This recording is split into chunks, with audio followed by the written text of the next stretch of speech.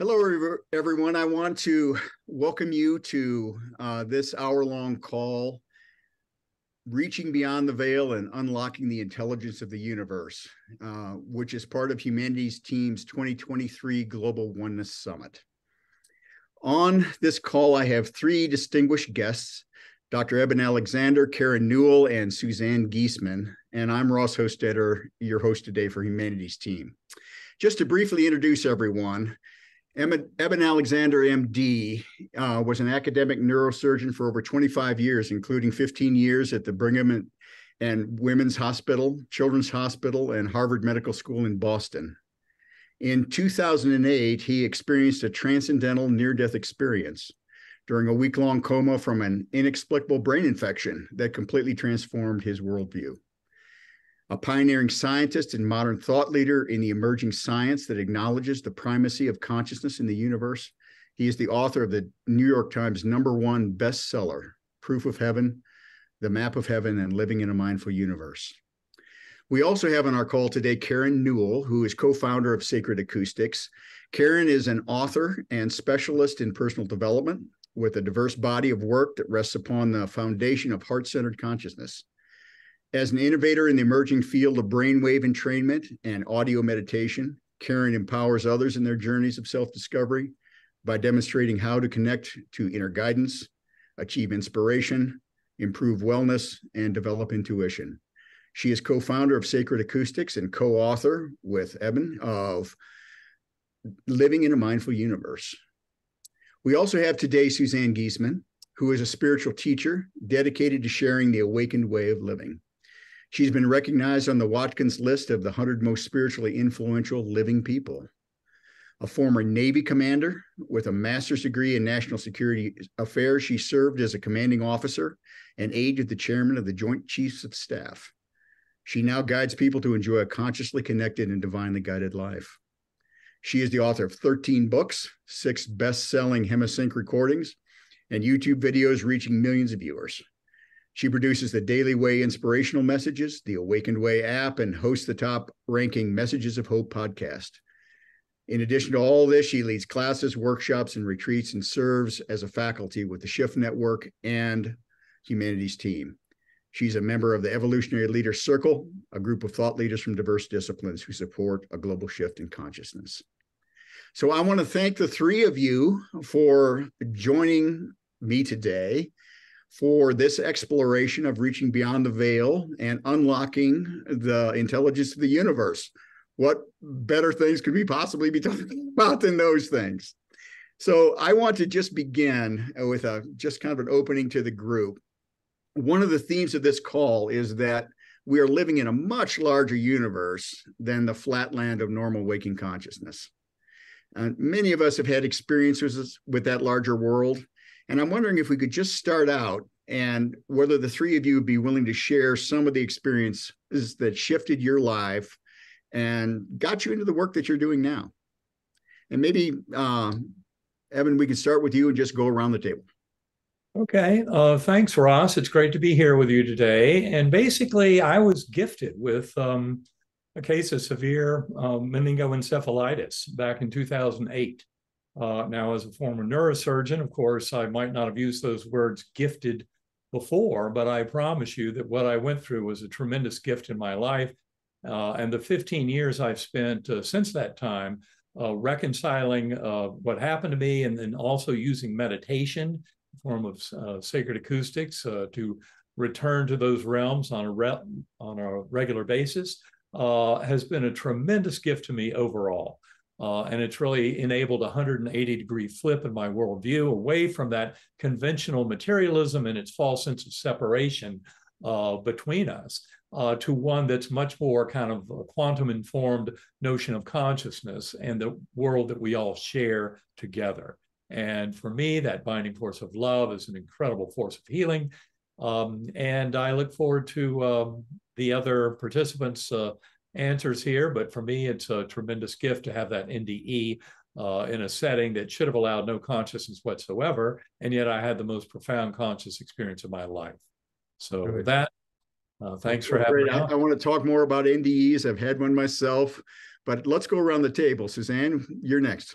Sure. What changed my life was a reading with a medium the year after my stepdaughter was killed by lightning. She brought through evidence that our Susan was right there in the room with us. And as a Navy commander with that background you described, it would have taken nothing less than facts that that medium couldn't have known to shift my worldview immediately. I had started meditating right after Susan passed to try to connect with her myself. That took more than a year, but in that process, I opened to other realities that I had no idea were there. And since then, open to the ability to connect with other people's loved ones and with guides and with angels and with famous people who have passed with evidence every time, because I wouldn't continue to try to connect if I didn't discern every time information that I couldn't possibly know. So I love the topic of this discussion, unlocking the intelligence that's already here and available to all of us. Karen, tell us your Yes, story. I guess that's me. So I didn't have one specific event that really caused me to turn the corner on all of this, but I was fascinated with the topic of love. I wanted to understand it. I did not understand it. I thought I could understand it by reading. Unfortunately, there's not much that is written, believe me, I've looked, on satisfying explanations of what love is all about.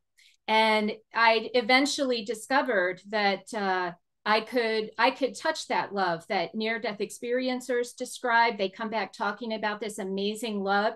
And I found that not through a near-death experience, but through meditation and concerted cultivation, I was able to open a channel to that amazing love. But first, I had to discover these blockages inside of me, these emotional kind of beliefs that weren't allowing me to move to that love. And once I was able to really let that go, wow, the floodgates opened. And yes, when I met Eben, that's what I wanted to know all about. He was telling me all about the science of the brain. And I'm like, what about the love? And so that's what brings us here today. Yeah. Yeah. That, all right. Well, we've got these topics, and love is, I think, my favorite topic, and trying to understand what it actually is. So I'm hoping to get into that, because it's a very juicy topic. But before we do, I know that all three of you are working with, probably to the complete limits of your strength, with individuals and groups that come to you for help. And you see lives completely transformed when individuals come to understand and experience without a doubt that they're living in a larger universe, that life is eternal. And I've just wondered if you could share a few stories of the kind of transformations that have occurred with people that you work with as a result of the work that you're doing. And Susanna, I'll start with you this time.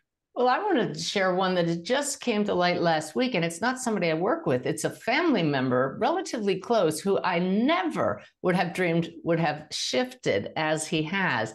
He started using binaural beats, which is what Karen and Eben have with their sacred acoustics. It's what I have with the hemisync tones. It's what shifted my meditative experience about 15 years ago. And he set aside time. His intention was different. He was trying to connect with extraterrestrials, but this is still different dimensions of reality. But in setting aside the time and using binaural beats, quieting his mind, he discovered this feeling of love that we've been talking about. And this is a young man who, to hear him talk about this shift in consciousness and how he suddenly loves everybody and just wants to be the presence of love, is so hopeful for me. So all of us are all about telling people there are tools you can do to shift your consciousness, and he's walking proof of it. So if it can happen to this family member, we're all right for it. So Karen, what have you seen in the work that you do?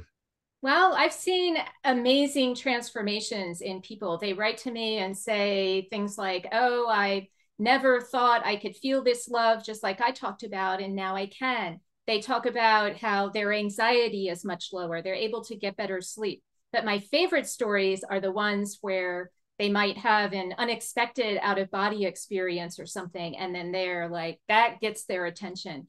And that's where they want to know, what is this all about? And that's when I tell them, well, that's just a natural part of who you are. And this is something we can all learn. And I have a family member too, Suzanne. It was actually my daughter who used to tell me that she didn't, it was back as a young adult, her early 20s. She told me that it was a big deal for her that she did not buy into my belief system, that we create our own reality. She had had quite a challenging life up to that point, and she decided, no, she couldn't have created this. Fast forward maybe 5, 6 later, she's like, Mom, I get it. I create my reality. And it doesn't work by, someone telling you this. You have to actually experience it. And so when she finally experienced it, she said, Mom, you were right. So it's beautiful to see family members change, especially. Yeah. I think sometimes with family, it's the hardest thing, because you're so intertwined with them to see it. How about you? I mean, what have you seen since this big shift in your career and the work that you're doing now? Well, there's been a lot of shift that I've been able to witness. I think for me, one of the beautiful things is in many of the interviews I do, people seem to appreciate the kind of coalescence of thinking, how this is really a uniting of science and spirituality. And a lot of modern audiences are really ready for that. They don't have to wait for the whole scientific community to get on board with approving the reality of this, but knowing that hundreds of scientists and groups like scientificmedical.net or GalileoCommission.org are all contributing to this expansion of humanities and our cultural worldview that's much more open to this notion of oneness and connectedness through mind and through basically our being spiritual beings in a spiritual universe. And certainly, yes, I've also seen all of that have an impact in both my birth and adoptive families in recent years, especially in our dealing with loss of loved ones, like the loss of my adoptive mother back in April 2019. And so much of the progress I saw in my own family and my sisters, my sons, et cetera, in dealing with that loss compared to prior losses. And I see the same thing unfolding even now as there are other health challenges throughout my extended family. So it's really kind of a broad category of experience that you get to see people growing through this kind of knowledge and leaving behind that bleak and paltry fiction of the false sense of separation that is a part of our conventional materialist teachings. So it's very refreshing to see how people both in my families, adoptive and birth family, as well as in the broader audience of people that Karen and I meet all the time in our workshops and in presentations and in interviews, that this is very definitely making progress in the world at large. Even though people often say, when does this big awakening and revolution happen? I would say it's happening now, and there's been tremendous progress in the last decade, and I think we'll all be quite surprised by the amount of progress I anticipate in the coming decade. Well, I want to get into reaching beyond the veil, and I've got a bunch of questions about that, but I want to just dive in. One of the themes of this call is unlocking the intelligence of the universe. So I'm going to ask a broad, open-ended question. What kind of intelligence is out there to be unlocked and accessed? And how do we unlock it and access it? I'll just let any one of you go first at this time. Okay, great. Yeah, so for me, unlocking the intelligence of the universe is really just opening a channel to knowledge that you have within. I know you're all going to have a spin on this same answer because that's where it resides. It resides within. And so the universe is really a larger aspect of yourself. We're really all connected as one. I think that's a common belief amongst all of us. And because of that, we all can access really all the knowledge that exists. It's just a matter of opening our channel and making that available to us. So Karen, how do you do that? Oh, how? Well, first you have to get quiet inside, and you need to remove yourself from kind of your reactive thoughts, your emotions, and you find a stillness inside, sort of a pure essence aspect of who you truly are. And once you can connect to that, that's your foundation for further exploration, further opportunities to ask questions, to open up. Sometimes you don't even know what you need to know. And so when I say asking questions, sometimes you just have to open to whatever might be there. It's also an aspect of surrendering, letting go of expectations of how that information might appear, and really just allowing your soul, your essence, your timeless self to be the center of that information flow. Evan, what have you discovered is out there in terms of intelligence and how to access it? Well, really, that before my coma, I kind of harbored that materialist conventional belief that my mind was created between my ears, in a 3.5-pound gelatinous mass floating in a warm, dark bath in my skull. That the brain creates consciousness. But my journey showed me very clearly that is false, that consciousness is what creates all of this emergent reality.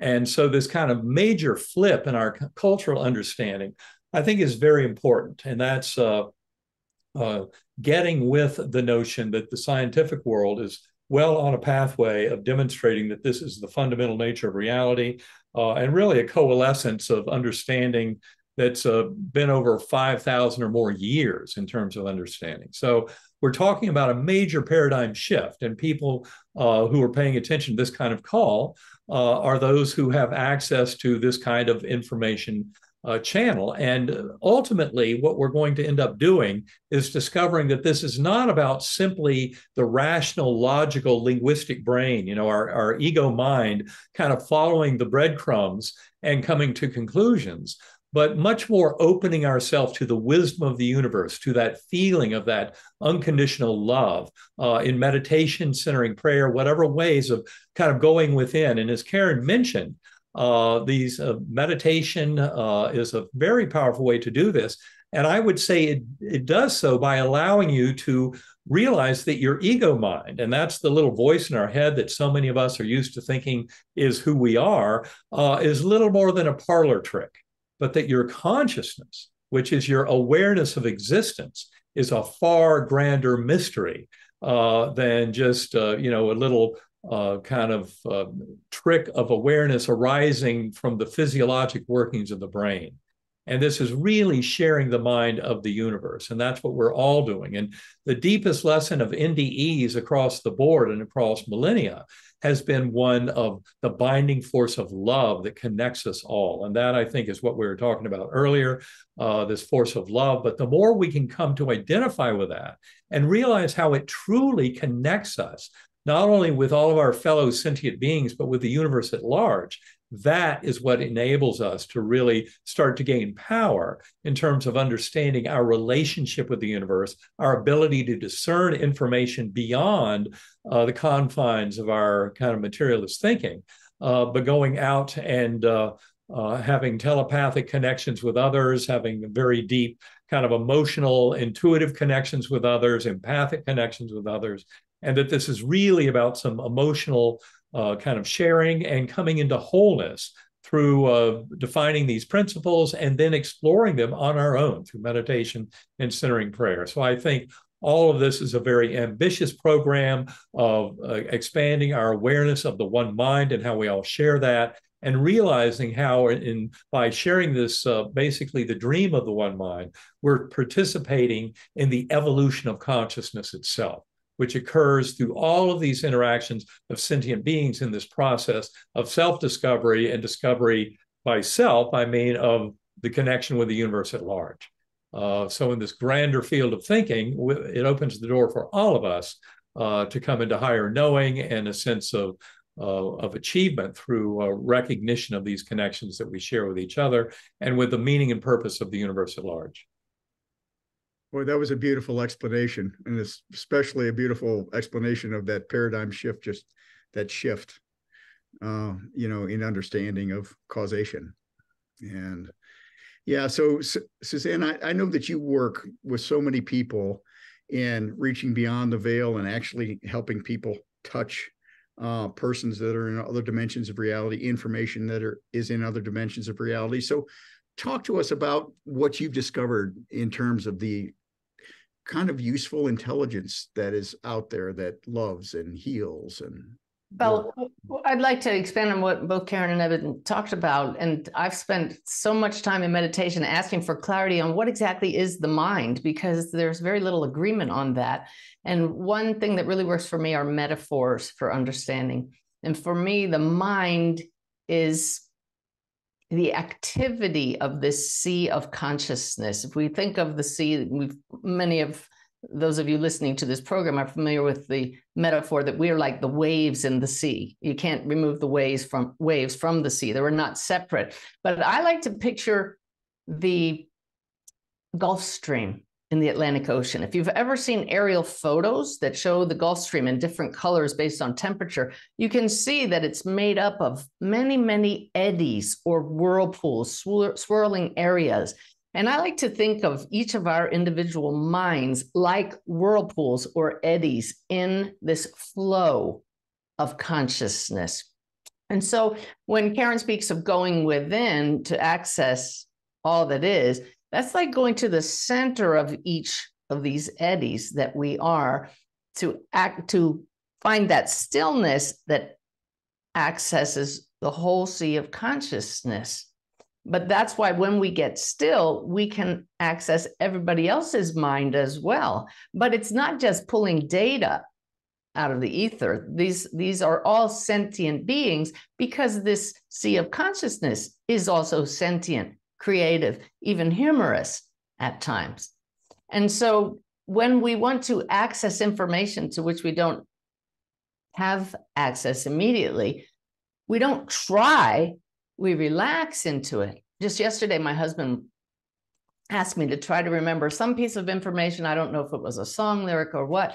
And normally people say, well, that's in my mind. Well, where is your mind? Your mind is part of this entire sea of consciousness. So I just relaxed and put out the intention, pulled that bit of information from the one mind, and I just let it go. And within a minute, there it was, without trying. I went on to something else.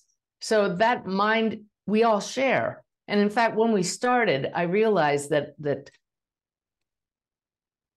in my own growth, I've gotten to the point where I now really understand that there is really only that one mind, and it's looking through the four of our eyes at this point. To hear it intellectually, it's hard to wrap your mind around that. But I know that this one mind is having this really awesome experience as the four of us, and now expand it more. Everybody who's watching this program gets to experience ourselves from all these points of view. And that, Ross, is the love, the shared experience. Yeah. And we may not really know who we are until we get together and relate. It's a whole nother emergent of the field, that's happening in real time. So Karen and Evan, anything that you want to continue to riff on this topic, and in response to all that juicy stuff that Suzanne just put out? Any other thoughts? Well, I would just concur. I mean, I love hearing Suzanne talk about the one mind in that fashion. That's certainly a way that I've seen it. In fact, using that word eddy currents is something I've often done in reference to, our quote, individual consciousness. But the beautiful thing is we realize that these kind of extremes, like in a near-death experience where you're in the process of leaving the brain and body, or at least practicing for leaving the brain and body, and witnessing what that's all about, there's no question that what that ends up showing us is the overlap of this mental aspect of the universe, that we overlap with the minds of those who are still alive. We overlap with the minds of souls who have left the physical plane. It's all possible in that mental realm. And of course, that's where we go in meditation or centering prayer, is into that much more kind of a supervenient kind of realm of influence of the mental. But never forgetting that the important thing is that binding force of love. And the love is really, it becomes very healing when it's delivered in that fashion. And so this is just a reminder in this discussion that we really are part of that one mind, and that binding force is love. And the more that the modern world awakens to this profound truth, the more healthy and healing and whole our society and our world will become. And I would just add, I'll add on to that, Eben, we do this all the time. He talks about one mind. And to me, that's very limiting. To me, that, makes most people think of their thoughts, and what's going on in their individual head. And so I like to say we're all part of one spirit, because the spirit is the non-physical aspect of ourselves. That's what is connecting. And I know Eben uses mind and mental because that's much more accepted in the scientific world than using the word spiritual. But really, that's what we're talking about, that non-physical aspect of who we are. That is our spiritual essence, not our mental essence. So I just wanted to make that comment. Great. I just want to add, I'm so glad that Eben also uses the eddy analogy. I used it for a whole retreat a couple summers ago, talking to me, your eddy, your mind merging and flowing with others at all dimensions, not just here in this reality. And I just wanted to add, because we were speaking of humor, one woman who was German came up to me and she said, I am understanding all of this except for one thing. Who is Eddie? I can see that one coming. And I have to say, I'll add, when I hear Eben use that phrase, eddy currents, he's usually using it in a huge, long explanation of all this stuff, and he'll throw that in, and it makes sense in that moment. But it was really nice, Suzanne, to hear you sort of expand that idea out, and it kind of gave me a better understanding of what Eben's actually referring to there, because he has a lot of words that can fit into one sentence, and sometimes it's nice to simplify that. So yes, it is. Yeah, I was just on a call with a bunch of quantum physicists, and their understanding of the fundamental nature of the universe is that it is a field. And we're experiencing that field as love, and that basically all creation are just eddies in this current. And yeah. So that's another way to describe the spiritual realm, is an information field. So to me, those are interchangeable. Beautiful. All right. So on the topic of an information field, Suzanne, I want to direct this question to you specifically. One of our topics in this call is reaching beyond the veil. So when we speak of beyond the veil, what does that actually mean? Oh, I love this. I believe it's Dr. Jeff O'Driscoll made a really great comment. He said, the veil is the flesh. And that makes so much sense to me, because as I know that Eben and Karen understand it, the brain is a filter. It limits our awareness of all that is and all that's available to us. So if you need to part the veil, you go into meditation to get beyond the filter to the best of our ability while we're in a body. So to part the veil is to clear the clouds that are blocking our awareness. The veil is a metaphor for the filter that's keeping us from being aware. Eben had his near-death experience. You had one, Ross, and suddenly, without the brain getting in the way, the veil has parted. And here are other realities that are here now. They're not some far off place. They're available to us when we, as Karen said, shift the channel. Mm-hmm. So, you deal with a lot of people that are just drilling down on this a little further, that are getting out beyond the veil. So, what is it like for a person to go through the process of leaving human existence, and what do they experience on the other side?